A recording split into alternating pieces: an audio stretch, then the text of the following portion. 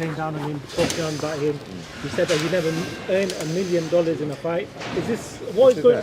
Ben Whittaker Never earned $1 million. He said that he would have earned $1 million or something along them lines.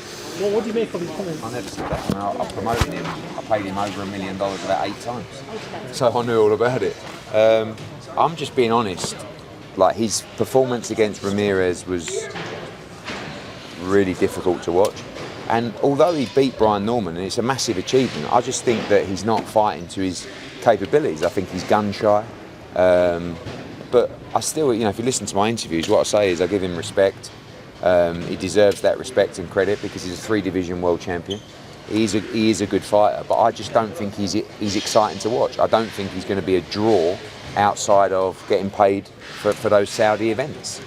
And I think if that stopped, you'd see that quite quickly. But he's a very good fighter. He's tough to beat. But if you think that was exciting to watch, you're telling porky pies. Eddie, you hinted in there about a deal for Ennis and Ortiz being close. How close is it? Yeah, we're speaking to me and Oscar are speaking. Frank Smith, Eric Gomez. We're all moving forward with the intentions of making that fight. The zone obviously putting pressure on us to make that fight. It's the fight to make. It's there to be made. Hopefully we can get that fight done for March, and I'm very confident we can. Eddie, when Ben Whittaker does performances like that, does it make your job kind of easier to promote or harder to get the opponents in for the next one? No, definitely. He's the easiest guy to promote in the world. I mean, I'd love to take credit for it, but he's a genius at what he does. I mean, digitally, socially, he gets everything.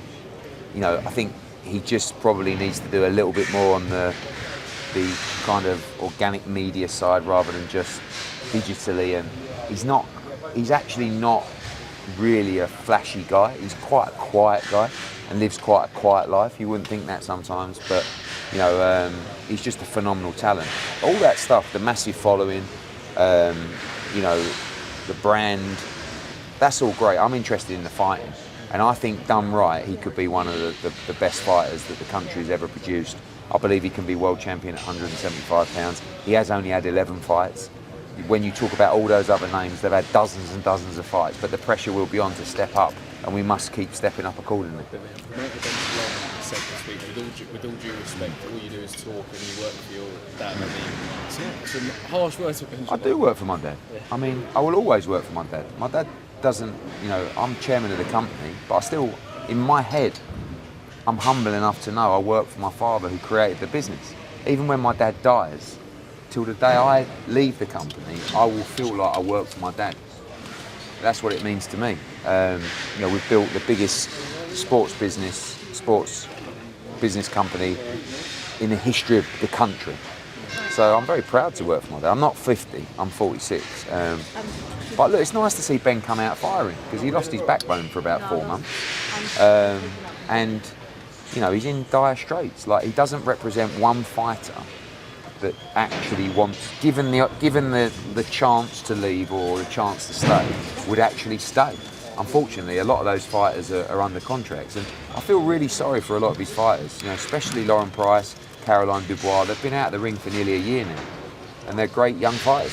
Ben and Ben Shalom and Jamie TKD have said they want the Dave Allen fight next. Is that something that you're going to look at making? Yeah, definitely. I mean, with Dave Allen's going to fight in Nottingham, and then we'd love to make that fight at Sheffield Arena.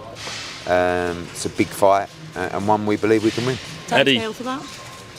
Well, Dave's going to fight in Nottingham February 21st, so April, May, something like that. Eddie Conn Smith, the latest for that, we know that there's obviously a new round of purse bids in the stock. Yeah, I don't expect it to go to purse bid. I mean, we have a kind of agreement with His Excellency to stage that fight. We're just waiting on an official date for that, but hopefully we can get that this week. Can that be added onto the AJ card in February? Possibly, yes. That would be nice. One of the top 175-pounders now moving up to cruiserweight. David Benavidez fighting Zurdo Ramirez. What do you make of that fight? How do you expect it? Yeah, I'm disappointed because I really wanted Ramirez to fight Jai Opetaia, but I also understand it's a big fight for the US and Mexico as well.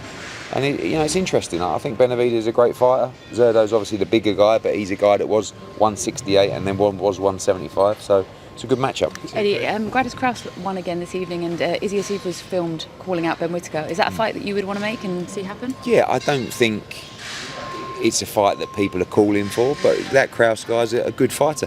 everyone in the world's going to call out Ben Whittaker because he's going to end up being the money in the division, and there is literally a dozen fighters that we could potentially match him with, and we'll do it at our own pace. And I don't think that would be Kraus next, but if he can get him into a position where people want to see that fight, why not? Eddie, Shakur Stevenson, Teofimo Lopez, what's going on there really?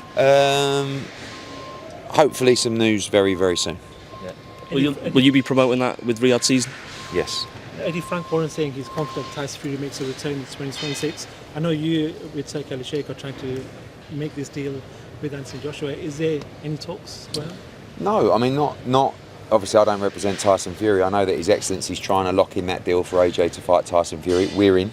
Okay. And hopefully he can get them in as well. What sort of opponent are you looking for AJ in February? Whoever Teofimo Lopez-Shakur tells us to fight. Surprised that Clark lost to TKV tonight? Yeah, I was actually. TKV's a good fighter, but it's a big blow for Fraser Clark, who's a very, very nice man and a good fighter, but he would have expected to win that fight, I believe. You had talks with TKV for Dave Allen. Is that realistic? Yeah, I mean, if they want to come and, take it, look at offers. I don't know where he's at contractually with Boxer, but I think they're going to struggle getting everybody out. So if there's an opportunity to do that fight in Sheffield with Matchroom and DAZN, we'd love to entertain it. Eddie, we spoke about Bam Rodriguez's next fight earlier in the week. Is Porky Medina a shout for his next Possibly. opponent? I mean, we'd love to be undisputed, but we're not going to hang around. So if we've got a fight, we can't fight the winner of Taraji against Garcia, then Will Bardo, whatever it's called, then we need to move up and try and become a 3-division champion at bantamweight. Which champion would you... Quite possibly Medina. It would be a good fight. And Shakram Girsov, he's released a statement today. What's your opinion on that? I haven't seen it. It was basically saying we don't want to step out the way for Rolly. We were mandated to fight Rolly Romero. They've put in an exemption request to fight Manny Pacquiao, which I don't believe is even done. And Shakram Girsov has been waiting and waiting and waiting, and we believe the WBA should not allow that special exemption to take place.